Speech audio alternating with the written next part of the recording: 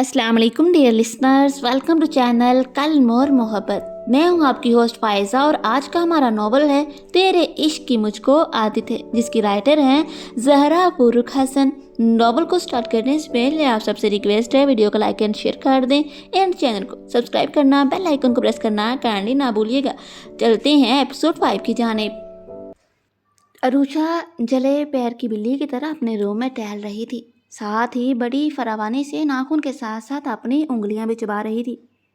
कुछ देर पहले ही वो सोकर उठी थी और उठने के बाद पूरी तरह से तैयार वो अब दरकते दिल के साथ रूम में ही परेड अंजाम दे रही थी। असलान की आदत थी, वो नमाज के बाद सोता नहीं था, मगर वो नींद में झूम जाम कर नमाज अदा करके दोबारा बेड पर कब्जा जमा लेती थी। असलान इसकी नज़र में लाख जलात सही, मगर इसकी इस खूबी का वो भी एतराफ़ करती थी कि वो कभी इसे बेतहाशा खाने या सोने पर टोकता नहीं था, इसलिए हमेशा दियो की सारी बेरहमी को अपने खाने सोने के सदक़े में माफ़ कर देती थी। हाय अल्लाह, कैसे सामना करूं उनका, हाथ उठाकर दहाई देती वो अल्लाह से पूछ रही थी। रात की वो सारी बातें भूल चुकी थी, सवाए माजी की अपनी खैरियत पूछने वाली बात अब भी याद थी। इन्हीं के डर से वो रूम से ही नहीं निकल पा रही थी। अगर इन्हें मौका दिया ना, इतना लंबा चौड़ा बीवी नामा इसे एहसान करके सुना दिया जाएगा कि इसके सर से पैर तक धुआं निकलने लगेगा, और जो हज़ारों बेटे के एहसान गनवाए जाएंगे वो अलग। तुम ऐसी तुम वैसी, मेरा बेटा रहमदिल, मेरा बेटा मेहरबान, वगैरह वगैरह। शुक्र करो बीबी जो मेरे नेक फितरत बेटे के साथ भी आई गई हो, इसने तुम्हारे ऊपर रहम खाया। वो बड़ी महारत से माँ जी की नकल करती बुरा सा मुंह बनाकर बेड पर दम से बैठ गई।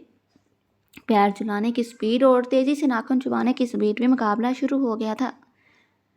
बाबी मुहतरमा, आज आपकी शाही सवारी कब नीचे तशरीफ़ लाएगी? अभी वो इसी परेशानी में गर्क थी कि नीचे जाए या नहीं जाए कि शौक आवाज़ पर अरूषा ने सर घुमा कर दरवाजे से झांकती सर को देखा था। दरवाजे के अंदर अपना पूरा सर घुसा कर झांकती हानिया मासूम बनी इससे पूछ रही थी, नहीं हूँ मैं तुम्हारी भाभी। एक तो पहले ही वो जली तपी हुई परेशान थी, ऊपर से हानिया का भाभी कहना। इसने अपने पाँव से सैंडल उतार कर दरवाजे की तरफ उछाला था, मगर बुरा हो इसके बुरे निशाने का। हानिया तेज़ी से हंसते हुए पूरा दरवाज़ा खोलकर किनारे से हट गई थी और सैंडल सीधे हानिया के पीछे आते असलान के सीने पर गुस्साखी करते हुए मुँह छुपाकर असलान के कदमों में गिर गया था। आई, रूषा की जान ही निकल गई थी, मुंह से होलनाक सी चीख निकली। हानिया भी बुखला सी गई, पीछे मुड़कर अपने लाला को देखा जो सैंडल खा चुके थे।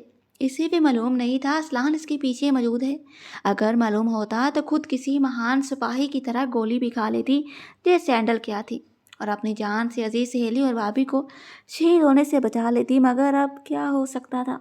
हानिया मुंह पर हाथ रखे अपने पीछे खड़े लाल पीले होते अपने लाला को देख रही थी। दिमाग दुरुस्त है ना तुम्हारा?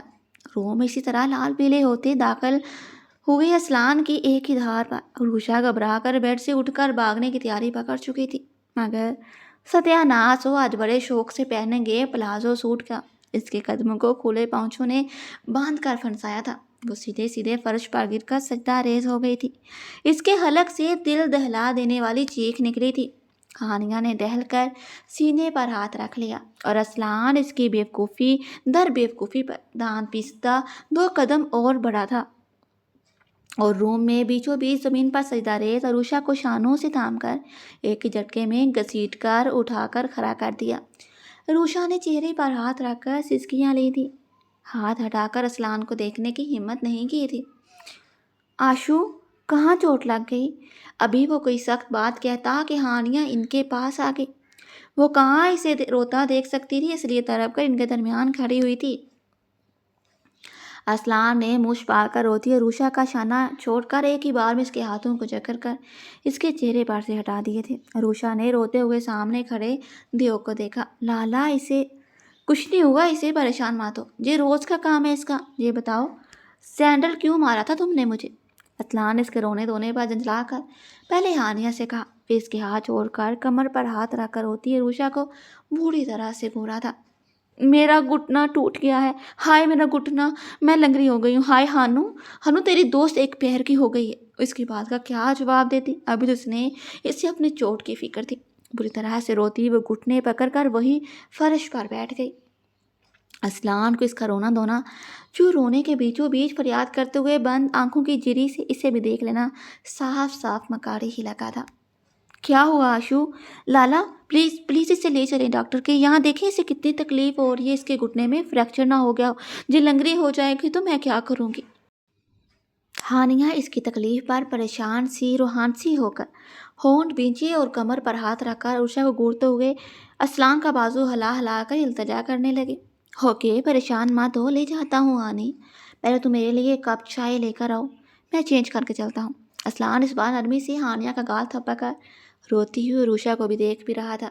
इसका रोना ही कम नहीं हो रहा था। घुटना पकड़े वो हाय हाय करती रोए जा रही थी।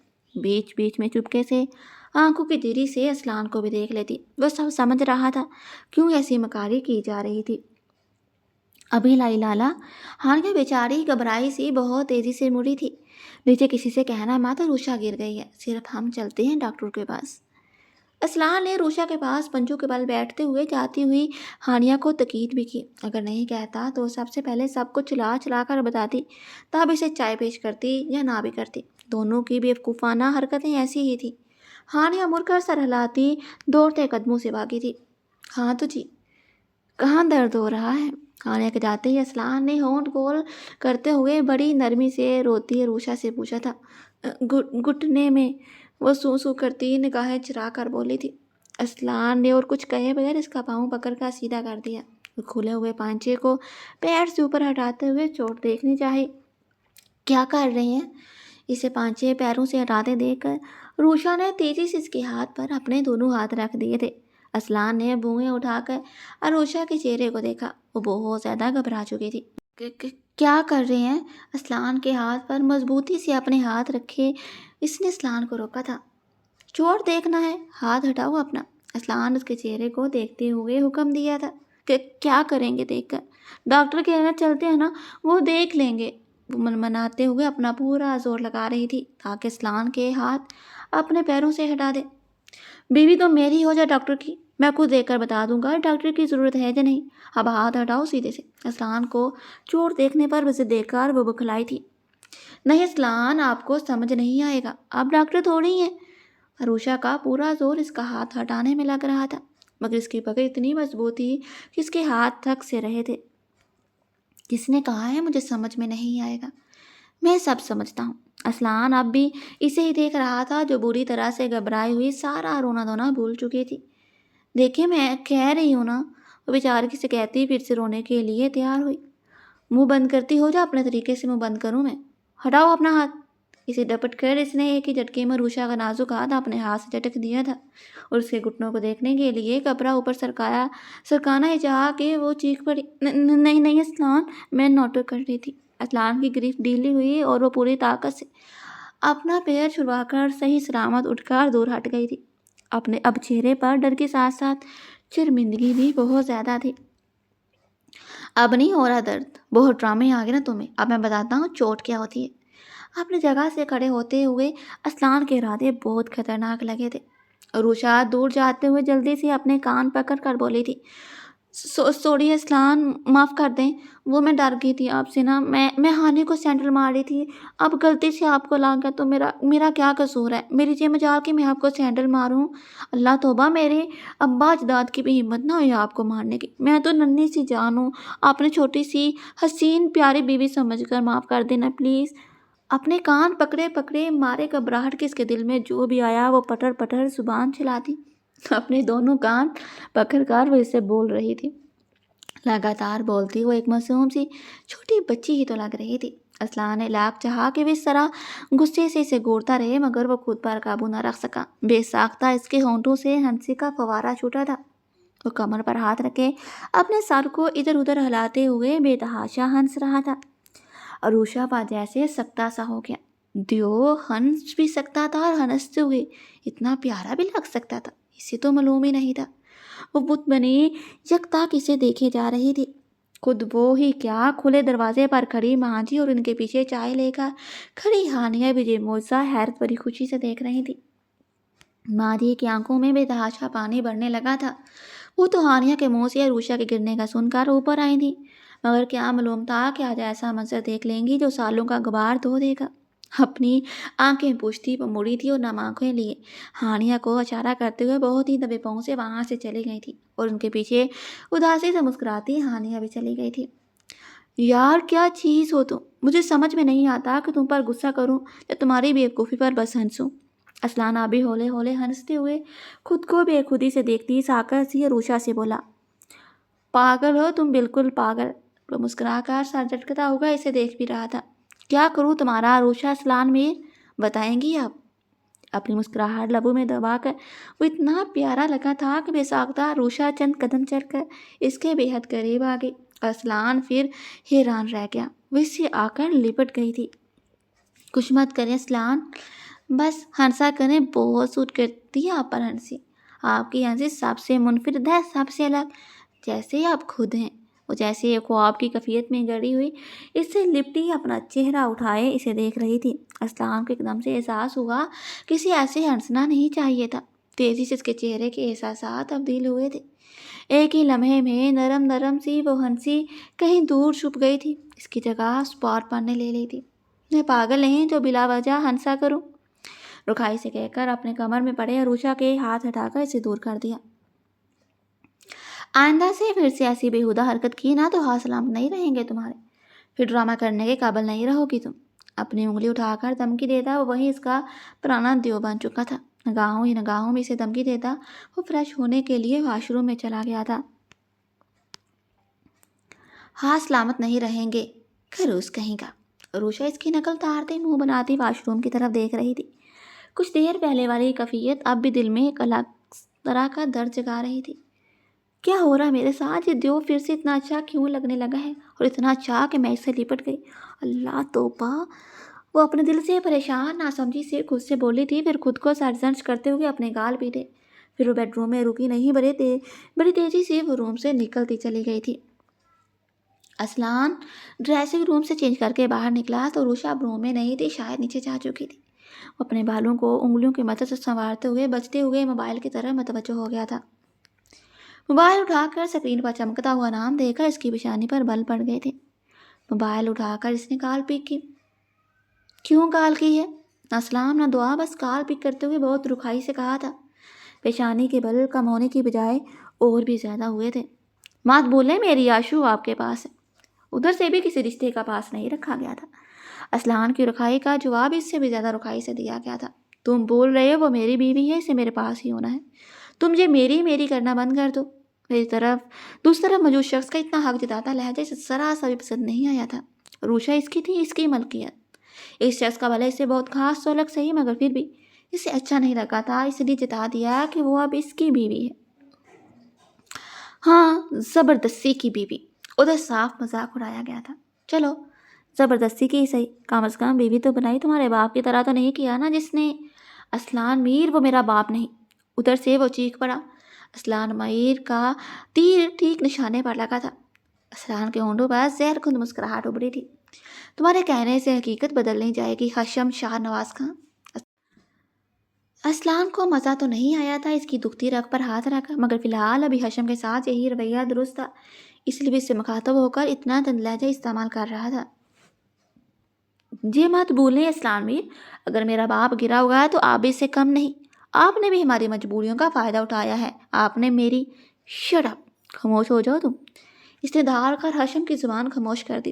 آپ نے اور تمہارے درمیان موجود رشتے کا احترام کر رہا ہوں، ورنہ تم کیا، تمہاری حیثیت کیا؟ حشم شاہ نواز خان۔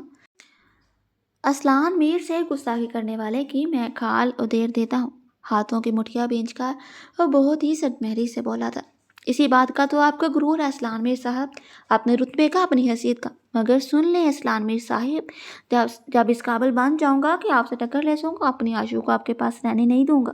اس کی بچکانی باتیں سن کر اسلان میر نے ایک کہا لگایا تھا، دوسروں کو جلا کر راہ کرنے والا کہا، اور حشم جل کر خاک ہی تو ہو گیا تھا۔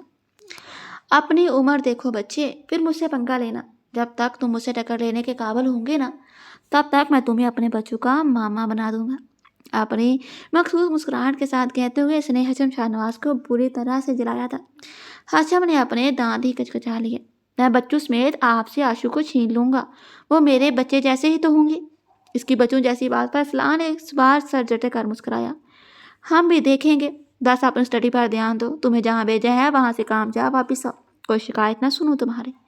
اس بار اسلان نے اپنے بڑے پن کا ثبوت دے کر سختی سے کہا، گھبرائے مت، میں کامیاب بھی ہوں گا اور آپ کا احسان بھی اتار دوں گا، کیونکہ آپ بس میرے دشمن ہیں، سمجھے آپ؟ اور ایک بات، اس بار چھٹیوں میں اپنی آشو سے ملنے آؤں گا اور آپ روک نہیں سکتے مجھے، پوری اکڑ کے ساتھ کہتے ہوئے اسلان کے کچھ کہنے سے پہلے ہی اس نے کال کاٹ دی۔ اسلان نے بس سر جھٹک کر فون بیڈ پر پھینک دیا تھا۔ وہ بچہ تھا اور اس کی بچگانی باتوں سے بس غصہ آتا تھا، مگر کبھی نفرت محسوس نہیں ہوئی تھی۔ آشو۔ آئینہ کے سامنے بال سنوارتے اس نے حشم کا کہا حرف دہرایا، اپنی ملکیت پر صرف میرا حق ہے حشم شاہ نواز، اس سے تمہیں حق جتانے نہیں دوں گا۔ اب جب تم ملو گے تو تمہاری آشو نہیں، وہ اسلان کی روشا ہو چکی ہوگی، ناممکن ہوگا تمہارا ہی کیا کسی اور کا بھی اس اسلان میر سے جدا کرنا۔ خیالوں میں حشم سے کہہ کر وہ خود پر پرفیوم چھڑکتا ایک عزم کرتا اس پر عمل کرنے کا پورا ارادہ کر چکا تھا۔ پھر آئینے کے سامنے سے ہٹ کر وہ بیڈ کی طرف آ گیا، بستر سے اپنا موبائل اور سائڈ ٹیبل سے کار کی کیز اٹھا کر وہ روم سے نکلا تھا۔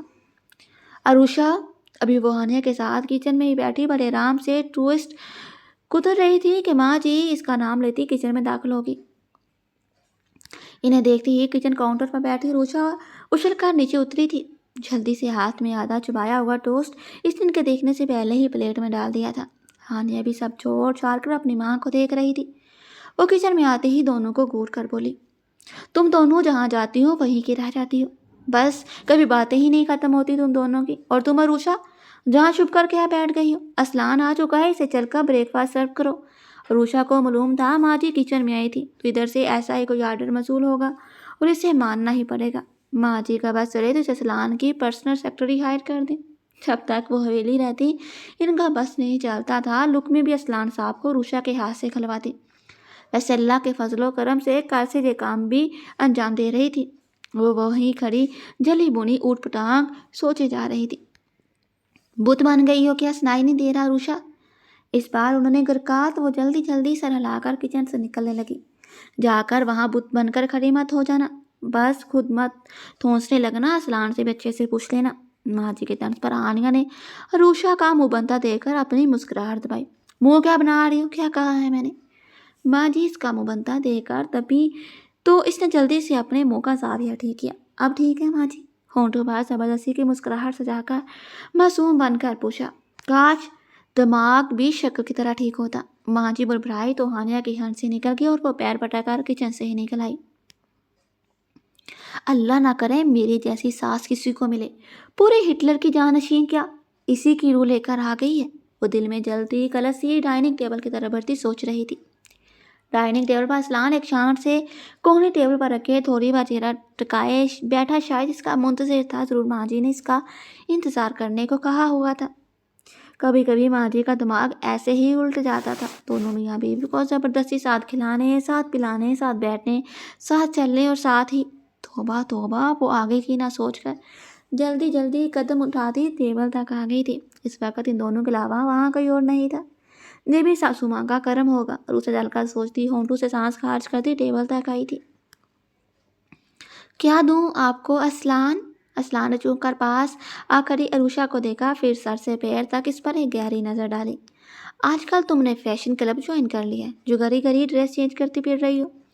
اس نے رخ موڑ کر ایک کوہنی ٹیبل پر رکھی اور اسی ہاتھ کی مٹھی بنا کر کنپٹی کے پاس رکھتے ہوئے اپنا چہرہ اس پر ٹکایا اور سر سے پیر تک اپنے سامنے کھڑی عروشہ کو دیکھتے ہوئے تن سے بولا۔ عروشہ کو شرمندگی نے آگے رہا، جی ماں جی نا انہی کا دیا ہوا آرڈر تھا کہ وہ ہر وقت تیار رہے اور ہانیہ ہر وقت اس کے سر پر سوار اس پر اپنے جوہر آزماتی رہتی تھی۔ اسے فیشن ڈیزائنر بننے کا بہت شوق تھا جو پورا ہونا بس ایک خواب تھا، مگر اس پر آزما کر اپنا شوق پورا کر رہی تھی۔ اب بھی جیسے وہ نیچے آئی تھی اسے زبردستی پکڑ کر سوٹ بدلوایا تھا، چہرے پر لیپا پوتی کر ڈالی تھی اور ہم رنگ جیولری بھی پہنا ڈالی تھی۔ ایک سوال پوچھتا ہوں اور 1 گھنٹے تک منتظر رہنا پڑتا ہے کہ عروشہ بی بی کب خیالوں میں سے سب سے لڑ کر واپس آئے گی اور ان کے ہونٹوں سے کب پھول جھڑیں گے۔ اسے پھر سے مراقبے میں جاتے دیکھ کر اسلان ساتھ جھٹک کا طنز کرتا سیدھا ہو کر بیٹھ گیا۔ اب ایسی بھی بات نہیں، منہ سے کب پھول جھڑتے ہیں، منہ نہ ہوا گارڈن ہو گیا، انسان مثال تو ڈھنگ ہی دے۔ عروشہ بڑے راہ سے بولتی اس کے پاس ہی چیئر گھسیٹ کر بیٹھ گئی۔ ماں جی نے کیا کہا تھا وہ بھول چکی تھی، سامنے لگا ناشتہ اس کی بھوک کو چمکا رہا تھا اور اسے اب صرف اپنے پیٹ کی فکر تھی۔ وہ بڑے آرام سے قیمہ بڑے پراٹھے اپنی پلیٹ میں رکھ کر ساتھ ہی ڈھیر سارا سوس ایک طرف ڈیل کر آرام سے کھانا شروع ہو چکی تھی۔ اسلان بہت سکون سے اپنے ہونٹوں پر انگلی رکھے اسے جلدی جلدی کھاتے دیکھ رہا تھا۔ اس لڑکی کا کچھ نہیں ہو سکتا۔ ماں جی نے اپنا سر ہی پیٹ لیا۔ وہ کچن سے نکل کر ایک بار جا کر دیکھ لینا چاہتی تھی کہ اس نے ان کے کہنے پر عمل کیا کہ نہیں، مگر جہاں تو روشا بی خود ہی آرام سے کھائی جا رہی تو ان کا بیٹا جس سے ایک عالم خوف کھاتا تھا آرام سے اپنے ہونٹوں پر انگلیاں رکھے اپنی فضول ہی ڈری ڈری رہنے والی بیوی کے انداز پوری دلچسپی سے نہا رہا تھا۔ بس ایک ہی بات میں اس کے میری بیٹے سے جان نکلتی ہے، باقی ٹائم تو مہارانے پر کوئی اثر نہیں ہوتا۔ آرام سے اس کے سامنے بیٹھ کر خوب ٹھونستی ہے، جب دل کرتا ہے پھیل کر سو جاتی ہے۔ اجال کا سوچتی تن فن کرتی ان دونوں کے پاس آ گئی تھی۔ انہیں آتے دیکھ کر اسلان نے اپنی نگاہ روشا کے چہرے سے ہٹا لی تھی، چہرے پر سنجیدگی طاری کر کے ماں جی کے خطرناک تیور دیکھے تھے۔ روشا، کچھ کہا تھا نا میں نے تم سے؟ وہ غصے سے گھولتے اس کے سر پر کھڑی ہو چکی تھی۔ سارا مزے کا پراٹھا اس کے لیے زہر بن گیا تھا۔ وہ ہونکوں کی طرح آنکھیں بھرے سامنے کھڑی ساسو ماں کو دیکھ رہی تھی۔ اسلان اس بار دل میں ہنستے ہوئے بڑی سنجیدگی سے چیئر سے پشت ٹکا کر آرام سے سیریل والی سچویشن کا انجوائے کرنا چاہا۔ میں کھلانے والی تھی بس۔ اسلان لینا، اسے پہلے کہ وہ اس پر لعنت ملامت کرنا شروع ہو جاتی۔ اور روشا نے بری طرح سے گھبرا کر اپنی جگہ سے اٹھ گئی تھی اور پوری رفتار سے پراٹھے کا بڑا سا لقمہ بنا کر سچویشن انجوائے کرنے کا ارادہ رکھتے اسلان کے جبڑے کو زبردستی پکڑ کر لقمہ اس کے منہ میں زبردستی ٹھونس ہی دیا تھا۔ یہ سب اتنی جلدی میں ہوا تھا، اسلان منع کرنے کا سوچ بھی نہیں پایا تھا۔ اسلان نے مشکل سے اتنا بڑا لقمہ منہ میں ڈالتے ہوئے چہرہ گھما کر کچھ دوری پر کھڑی ہانی اور اماں جی کی ہنسی دیکھی تھی۔ پھر ٹیبل کے پاس کھڑی مسکراہٹ چھپاتی ماں جی اور پوری پاگل سی کبھی چڑیا سی سہمی رہنے والی اس کی زوجہ محترمہ ابھی اس کا جبڑا اپنے نازک ہاتھ میں پوری طاقت سے جکڑے ہوئے تھی۔ اسلان، جلدی جلدی کھائیں، کتنے آرام سے کھاتے ہیں آپ؟ اس پر ماں جی کا ڈر اتنا سوار تھا کہ دوبارہ سے رفتار سے دوسرا لقمہ بھی اس کے منہ میں ٹھونس دیا تھا۔ اسلان پیاری بار بری طرح سے چیپ گیا تھا۔ روشا کی حرکت سے وہ سب کے سامنے شرمندہ سا ہو گیا تھا۔ منہ میں ٹھونس سے پراٹھے کو چباتے ہوئے اس نے اس پاگل کو بری طرح سے گورا تھا۔ اس کے ہاتھ سے اپنا جبڑا چھڑوا کر اس نے بامشکل اپنا منہ چلا کر لقمہ نکلا تھا۔ جلدی سے منہ کھولے، کل رات بھی تو میں نے کھلایا تھا اپنے ہاتھوں سے، بتائیں ماں جی کو۔ روشا پر ماں جی کے ڈر سے بخلاہٹ سوار تھی۔ اسے کچھ خبر ہی نہیں تھی کہ کیا کر رہی تھی، کیا بک رہی تھی۔ پراٹھے کے لقمے بناتے ہوئے سب کی موجودگی سے بھی بے خبر تھی۔ ہانیہ کی ہنسی بے قابو ہو رہی تھی اور اماں جی منہ پر ہاتھ رکھ کے ہنسی دبا رہی تھی۔ اسلان اس بار چیئر جھٹکے سے پیچھے کر کے کھڑا ہو گیا تھا، جہاں سے چلے جانا ہی بلائی لگا تھا۔ اسلان، جلدی سے کھا لیں، وہ لقمہ ہاتھ میں لے کر جلدی سے بولی۔ دماغ درست کر لو پہلے اپنا۔ اپنی طرف بڑھایا کیا اس کا لقمہ تھما ہوا ہاتھ جھٹکا وہ ٹشو کھینچ کر اپنے ہونٹ صاف کرتا سب سے نگاہیں چرا کر وہاں سے نکل گیا تھا۔ اسلان کے جاتے ہی ہانیہ زور زور سے ہنسنے لگی تھی۔ بہت بیوقوف ہو تم۔ صبح اسلان کا ہنسنا وہ پیاری سی جی ماں جی کو اپنی بہو پر بہت پیار آیا تھا، مگر جتا کر سر پر چڑھانے والی ان کی عادت نہیں تھی۔ بس اتنا کہہ کر وہ وہاں سے چلی گئی تھی۔ خود تو یہی چاہتی تھی کہ بیٹے کو لقمے بنا کر دوں، اب بیوقوف کہہ رہی ہیں۔ روشا تب کر پراٹھے والا لقمہ خود ہی کھا کر پھر سے بیٹھ گئی۔ ہانیہ آ کر کرسی کے پیچھے سے اس کے گلے سے لپٹ کر چٹا چٹ اس کے گالوں کو چومنے لگی تھی۔ باگو، سارا میک اپ خراب کر رہی ہو۔ روشا نے اسے ناراضگی کے طور پر پیچھے دھکیلنا چاہا۔ مجھے اب لا کر آئے، میرے گھر میں پھر سے خوشی آنے والی ہیں۔ اماں جان پیار سے روشا کے سر پر ہاتھ پھیرتی اس کے پاس ہی دوسری چیئر پر بیٹھ گئی تھی۔ آمین، ہانیہ نے ہاتھ اٹھا کر چہک کر کہا۔ اسلان نے کار سٹارٹ کرنے سے پہلے میرر میں اپنا چہرہ دیکھا تھا۔ اپنا چہرہ آج خود اسے اجنبی لگا تھا۔ ہر وقت چہرے پر شائع رہنے والی سنجیدگی کا نام و نشان تک اس وقت چہرے پر نہیں تھا۔ ہونٹوں کے ساتھ ساتھ لگا آنکھیں بھی مسکرا رہی ہوں۔ بیوقوف لڑکی، اس بار اس کے ہونٹوں پر مدھم سی ہنسی کھلی تھی۔ پھر سر جھٹکا وہ کار سٹارٹ کرتے ہوئے حویلی کے گیٹ سے باہر نکال آیا۔ اس کی کار کے آگے پیچھے اس کے گارڈز کی کار بھی تھی۔ سر، آپ کو ایک امپورٹنٹ نیوز دینی ہے۔ ابھی وہ کار سے باہر ہی نکلا تھا کہ اس کا خاص گارڈ اس کے پاس آ گیا تھا۔ اسلان نے اپنے وفادار گارڈ کی طرف دیکھا۔ کیا نیوز ہے؟ اسلان نے اپنی آنکھوں پر بلیک سن گلاسز ٹکاتے ہوئے سنجیدگی سے پوچھا۔ وہ کچھ لمحے کے لیے چپ ہو گیا۔ اسلان غور سے گارڈ کو دیکھ رہا تھا۔ وہ لوگ واپس آ گئے ہیں، گارڈ نے جھجکتے ہوئے سر جھکا کر خبر دی تھی۔ یہ خبر سننا تھی کہ اس کے احساس ایک دم سے پتریلے ہو گئے تھے۔ چہرے پر وہی سر تو اثر چھا گیا تھا جو اس کی شخصیت کا خاصہ بن چکی تھی۔ کل سے جو نرمی چہرے پر شب دکھا رہی تھی وہ کہیں دور جا سوئی تھی۔ ایک پل کے لیے بھی ان دونوں سے غافل مت ہونا، سمجھے تم؟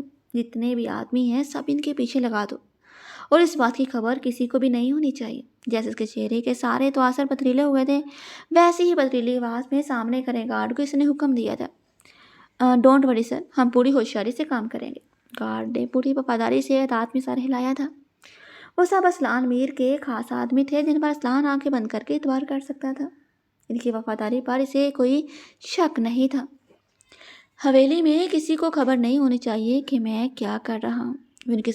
ان کو سختی سے ہدایت دیتا باغوں کی طرف مڑ گیا تھا۔ راہ میں آئے پتھروں کو اپنے قیمتی جوتے تلے رونتا ہوا وہ تصور میں اپنے دشمن سے مخاطب تھا۔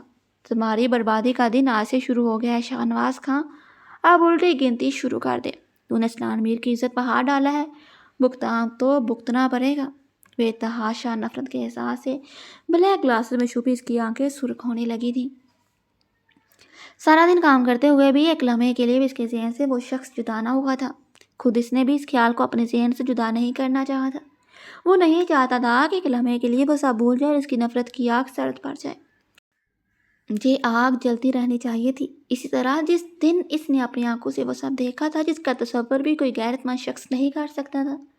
6 ماہ سے ایک پل کے لیے بھی اس نے اپنی نفرت کو کم نہیں ہونے دیا تھا، اب بھی کم نہیں ہونے دے سکتا تھا۔ اس نفرت میں کون جلے گا اور کون سرخرو ہوگا، یہ تو وقت ہی بتائے گا۔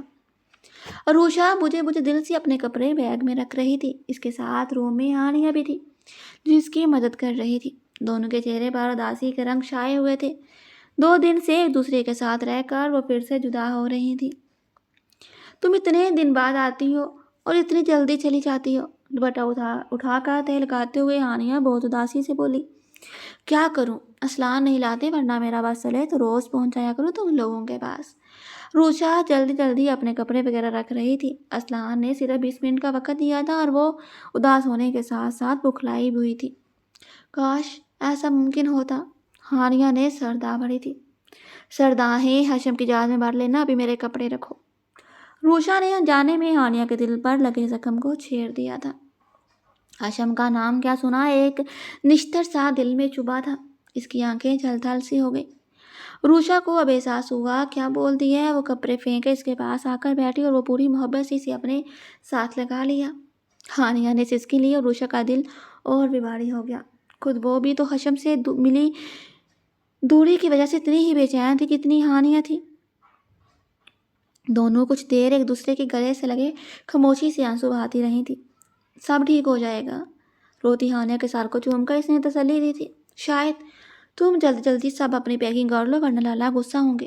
ہانیہ کو احساس ہوا روشا کو دیر ہو گئی تو لالا کے غصے کو بھی اسی کو جھیلنا پڑے گا، اس لیے روشا کو دور کرتے ہوئے اپنے آنسو پونچھے تھے۔